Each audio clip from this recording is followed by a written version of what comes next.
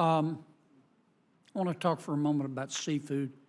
The American people love seafood, as you know. We consume about 7 billion pounds a year, 21 pounds for every man, woman, and child in our country.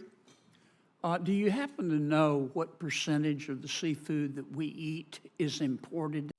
Did you know that the next time you chow down on that crawfish boil, there's a good chance it didn't come from the bayous of Louisiana?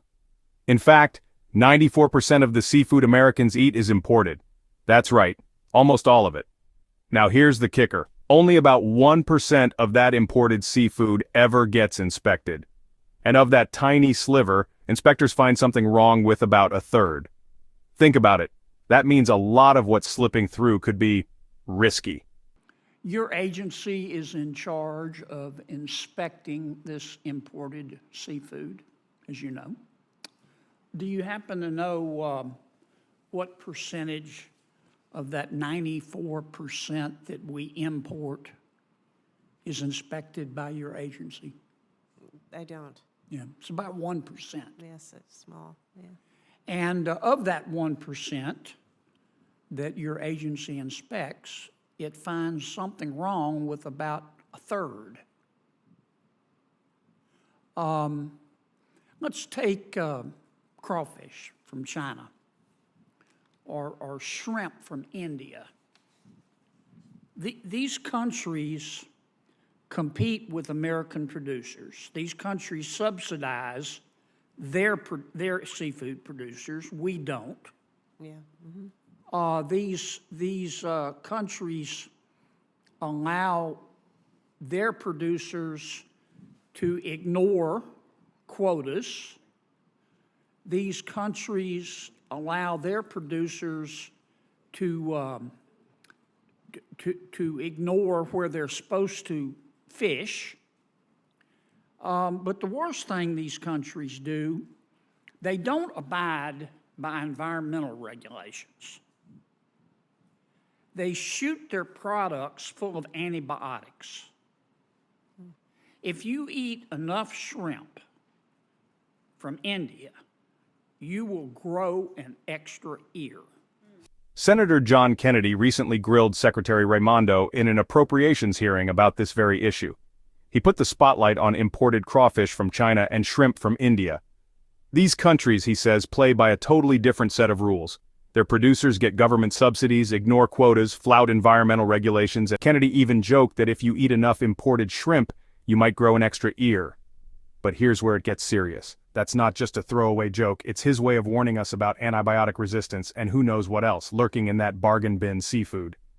He pulled out a pack of so-called Bureau brand crawfish from China. Wild caught, the label says. But Kennedy's not buying it. $8 from China versus 14 from a U.S. producer. How? Subsidies, shortcuts, and maybe a little creative labeling? They also engage in false advertising. No one needs an extra ear, Madam Secretary. Let me, for example, this is Chinese crawfish. Because of the way they produce it, horrible, horrible environmental conditions. And because the government subsidizes it, they can sell it for $8, this. Where in America it costs $14. But look how they do it. The Chinese call it Boudreaux's brand of crawfish tail meat, wild caught. I don't know anybody in China named Boudreaux. Okay? Something's got to be done, Madam Secretary. I mean, the people at your seafood import monitoring program are wonderful people. Yeah.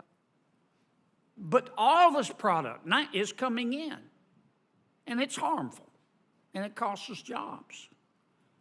Would you share your thoughts with me? Yeah. So let me say a few things. First of all, I really appreciate your comment, and it's clear we can do more, and I want to work with you to do more.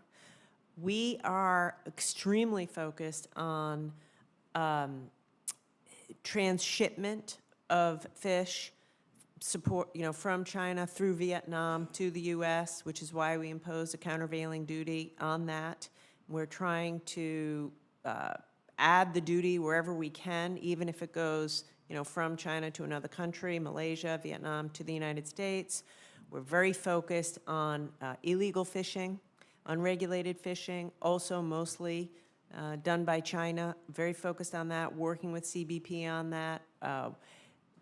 But I share the concern. It's unfair to American workers, it's unfair to American fisheries, it's unsafe, as you say. And we don't need extra ears. And we definitely don't need extra This stuff ears. is dangerous. Yeah, so we have to do more, and I'll commit to doing more.